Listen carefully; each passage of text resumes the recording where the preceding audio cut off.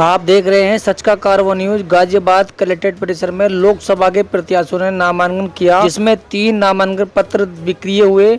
इस प्रकार पहले दिन कर दूसरे दिन बढ़े और तीसरे दिन आज 3 वही दूसरे दिन एक नामांकन तीसरे दिन नामांकन हुए, जिसमें समाजवादी पार्टी कांग्रेस गठबंधन के साथ डोली शर्मा ने पर्चा दाखिल किया।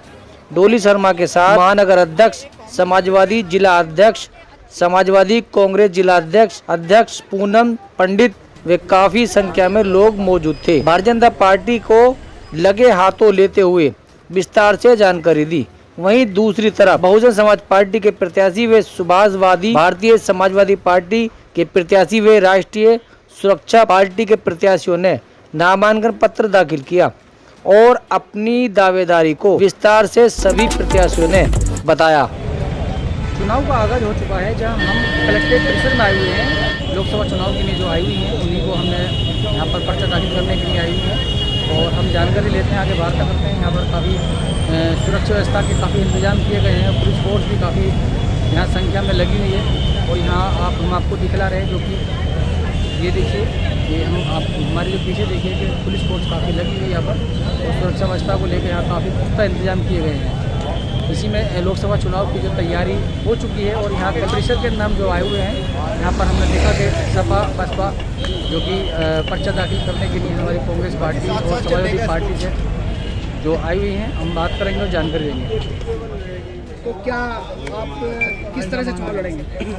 तो माननीय बहन जी का फैसला है, फैसला है, जो उन्होंने फैसला किया उसके साथ हम काम कर रहे हैं, वो मंजूर है। जी, इस गाजियाबाद के बारे में भी आपको अच्छे से मालूम होगा कि यहाँ पर बहुत टफ फाइट रहती है। यहाँ पर बीजेपी कुछ ज़्यादा बढ़त में रहती है। किस तरह से आपने कोई प्लान बनाया हो, किससे टक्कर दे पाएंगे, क्या क्या मुद्दे रहेंगे?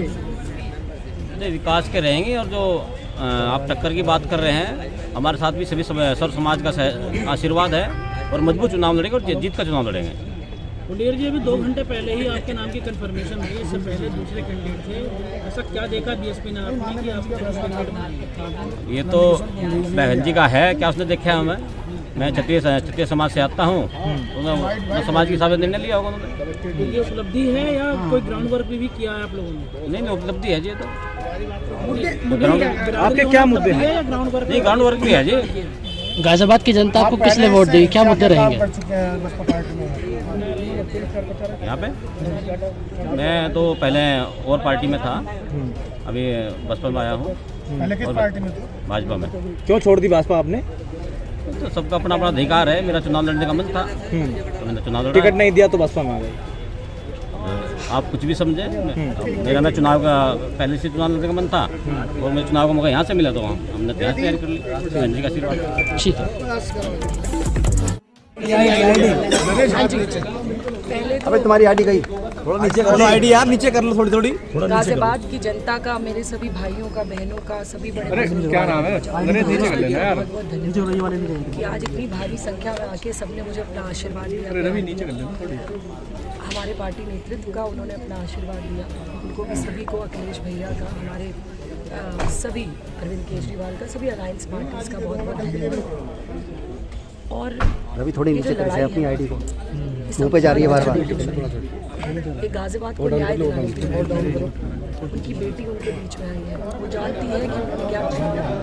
लगातार गाजियाबाद हर चीज़ के लिए तरसा है। हर घर जल कहने वाले आज घोड़ा में जल नहीं दे पाए।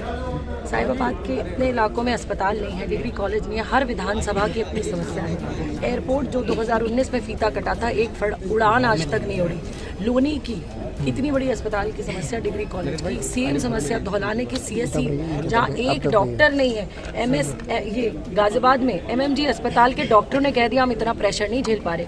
मुरादनगर में भी यही समस्या। तो जिस हिसाब से कि जनसंख्या बढ़ रही है, उस हिसाब से सुविधाएं मिल रही हैं? नहीं मिल रही हैं। बाहर का सौंदर्यकरण, सब शो ऑफ और इवेंट मैनेजमेंट। अंदर गाजियाबाद की गलियों में चले जाइए, लोग परेशान है, त्रस्त है, ना पानी है ना पानी की निकासी है। ये बहुत महत्वपूर्ण मुद्दा है। गरीब आदमी को आज उजाड़ा जा रहा है। दिन दहाड़े यहाँ सारे शहरी इलाके में चेन लूटे जाते हैं, मोबाइल लूटी जाती है, दुकानें लूटी जाती हैं व्यापारियों की। छोटा और मध्यम व्यापारी आज परेशान है, बोल नहीं पा रहा। वो बोलता है, बड़ा बोले तो बड़ी ईडी, छोटा बोले तो छोटी ईडी।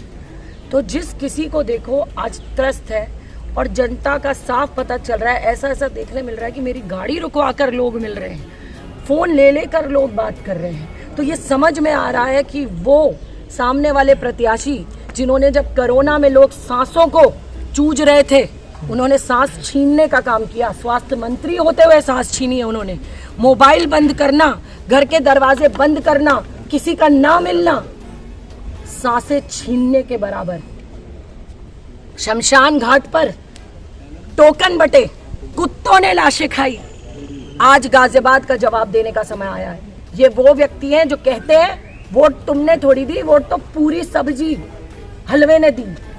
गाजियाबाद की जनता पूरी सब्जी हलवा नहीं है। उसने भाजपा को सम्मान दिया और भारतीय जनता पार्टी ने नकार दिया।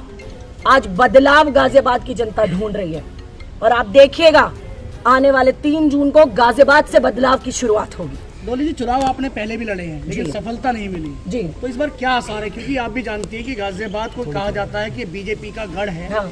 और ज्यादातर यहाँ पर जो सांसद बने हैं वो भारतीय जनता पार्टी के बने हैं। एक बार आपकी सरकार, एक बार आपकी यहाँ अभिषेक की उठी हुई है। यहाँ से जीते थे 2004 में, तो क्या दोबारा से एक बार फिर दोहराया जाएगा वो, या फिर एक बार से यहाँ भारतीय जनता पार्टी? जनता गढ़ बनाती है और जनता ही गढ़ ध्वस्त कर देती है। किसी का जब बच्चा मरा, माँ मरी, बहन मरी, भाई मरे, कोरोना में लाशों के अंतिम संस्कार नहीं हो पा रहे थे, टोकन बट रहे थे। वो समय ये गाजियाबाद भूला नहीं है, जहां ऑक्सीजन के लिए लंगर लगे थे और स्वास्थ्य मंत्री अपने घर में दुपक के बैठे थे, मोबाइल बंद करके बैठे थे। वो ये कर रहे थे कि उनके कार्यकर्ताओं को, हम जैसे कार्यकर्ता, ऑक्सीजन दिला रहे थे। ये अखबारों में छपा है, आपने छापा है।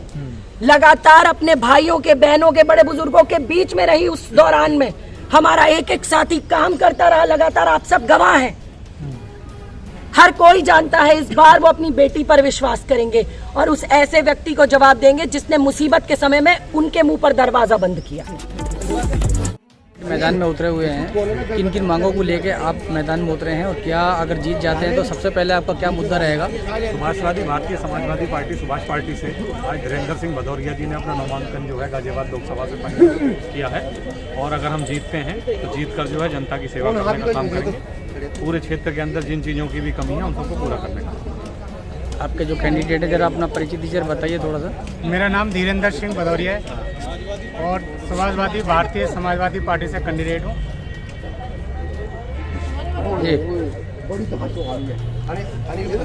क्या क्या मुद्दा रहेगा आपका, किन किन मांगों को लेकर मैदान में उतरेंगे? जो बहुत सारी कमियां हैं उनको पूरा करने का काम करेंगे, जो भी हम लोग जीतेंगे। कमियां जैसे कि क्या रहेगा सबसे पहले आपका? हमारे यहाँ पर एक तो कॉलेज नहीं है, सरकारी डिग्री कॉलेज नहीं है और हॉस्पिटल नहीं है। हमारे साथ विधानसभा काफ़ी वर्षों से वंचित है हॉस्पिटल की, उससे प्राथमिकता रहेगी। कलेक्ट्रेट में आज नामांकन पत्र दाखिल करने के लिए सुरक्षा पार्टी के कैंडिडेट आए हुए हैं। यहाँ पर हम जानकारी लेंगे कि इनका क्या मुद्दा रहेगा और मैदान में जो उतरेंगे जनता के सामने जाएंगे। आप क्या मुद्दों को आप? सर बेसिकली हमारी पार्टी का मुद्दा जो है वो शिक्षा है कि सभी स्कूल में शिक्षा फ्री होनी चाहिए, चाहे वो आप प्राइवेट हो। आप देखते होंगे कि भाई अमीर का बच्चा एक स्कूल में पढ़ रहा है, अच्छे स्कूल में पढ़ रहा है, कहाँ गरीब जो बच्चे हैं, मिडिल क्लास लोग हैं, वो बच्चे स्कूल भी नहीं जा रहे और जा रहे हैं तो ऐसे स्कूल्स में जा रहे हैं जहाँ पे एजुकेशन सिस्टम बिल्कुल ही फ्री है। तो हमारी पार्टी का उद्देश्य यही है कि बेहतर शिक्षा हो, फ्री शिक्षा हो और स्वास्थ्य। आपकी जो टक्कर है किससे मानते हैं? सर मैं अपनी कंपटीशन कोई नहीं है कंपटीशन में, मैं खुद से ही सीखूंगी, खुद से ही करूँगी काम। और मेरे पार्टी जो है राष्ट्रीय शिक्षा पार्टी है, उसके राष्ट्रीय अध्यक्ष राममोहन सिंह। राजनीति में ये क्या आपका पहला कदम है? जी सर, पहला कदम। आपसे पहले राजनीति आपने